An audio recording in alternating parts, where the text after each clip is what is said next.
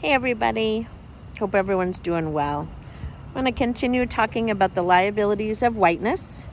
This liability of whiteness is that whiteness closes us off from seeing human beings that are different as equally human. This is such an important, really deep thing to think about, to feel. How does that make you feel when I say that as white people, we don't see some other human beings as human? And maybe your first thing is to defend that and say, no, that's not true. I see everyone as a human being. You know, when people have made comments about, I don't see color. I see everyone the same. I always certainly take a step back when people say that. I think about, obviously their intent to say that somehow, no, I don't see color, right? Which that you do. You do see color. You do notice color, for most of us, if we can certainly see. And even if we're colorblind, we can still see color. But I always have corrected people to sort of, first and foremost, if you don't see color using that, then obviously, you don't see human beings and you don't see people. So why that statement is problematic, but I switch it in a sense to ask them, do you mean that you don't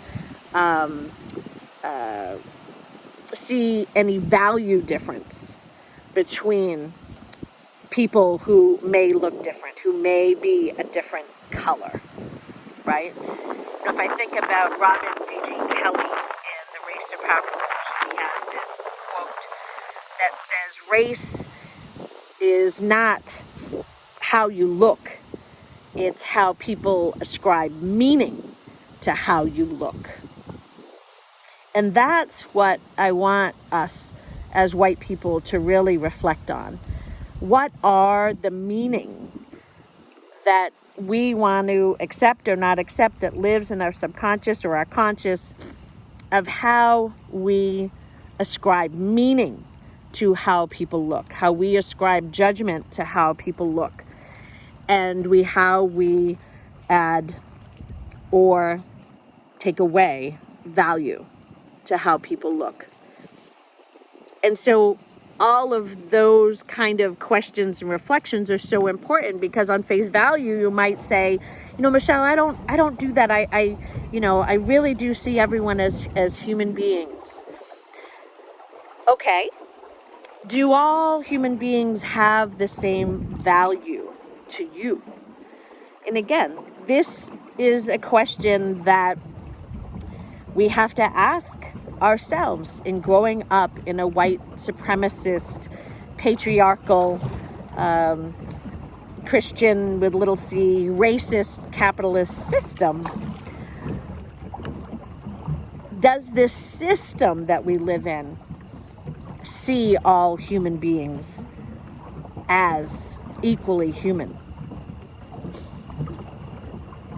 And if we're honest, we have to say no.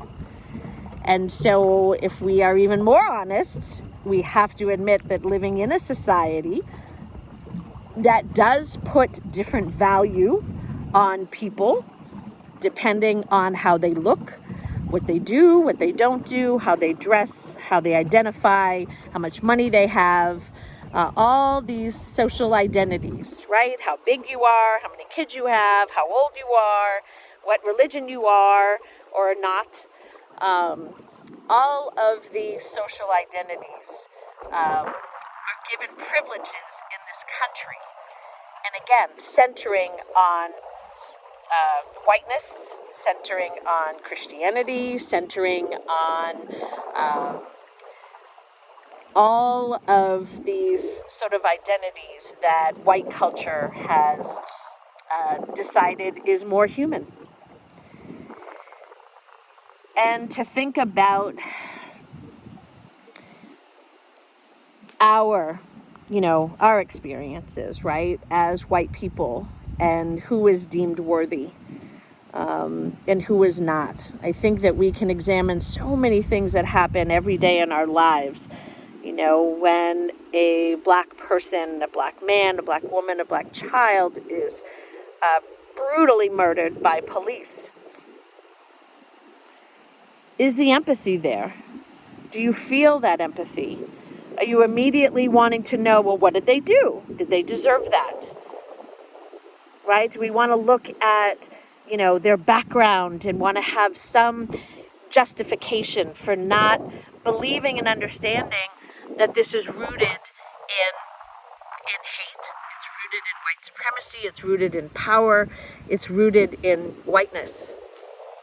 And I know these are hard things to think about and hard things to realize. And we need to, because these systems are here. We created them and we need to uncreate them. But we cannot, change the systems if we don't understand them, if we're not even willing to understand how we're complicit in them and to understand how we uphold them and how we hurt ourselves in our own justification and thinking that all human beings don't have the same value. I remember Matthew McConaughey in that movie, Time to Kill. And a little black girl was raped and left for dead, urinated on by two white men. It's an older film, but I'm sure if you're over 30 or 40, you've seen it.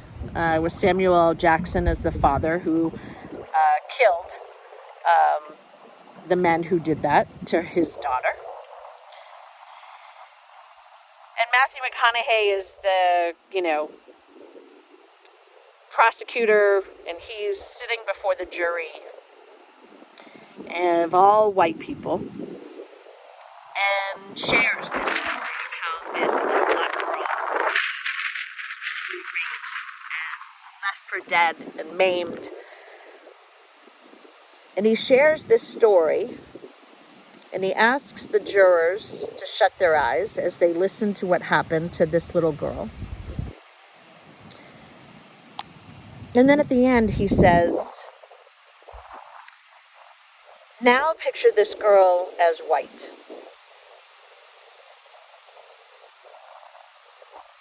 Why do you think he did that? If we are to be honest with ourselves as white people, we have anti-blackness in ourselves, in our souls, in our hearts. And we dehumanize people that are different, and especially black people. The system is so rooted in anti-blackness. And so you're on this jury and you hear the story that happened to a little black girl. But Matthew McConaughey has to say, listen, what if she was white?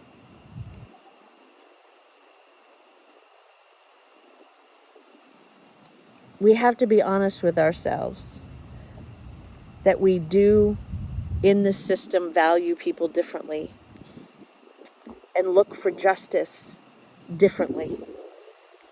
Look for equity, look for love, look for our humanity in ourselves and in each other differently.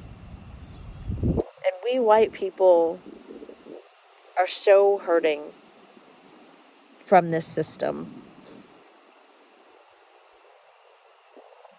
And we think somehow that this system was created for us. And Look at all the benefits. Look at all the advantages that you get. Look at where you get to live and where you get to go to school. I think we have to decide if that's worth it. If that's worth it to live in segregated areas, segregated schools, segregated churches, houses of worship. And how much of our humanity we lose in this system for these material things that will never be worth it for our own humanity, for our empathy and compassion for all people and all things. Mother Nature, the water is life, these trees, it's all us. We are this earth. I honestly, this is not the way we're supposed to be. This is not the way we're supposed to feel. And I challenge us to do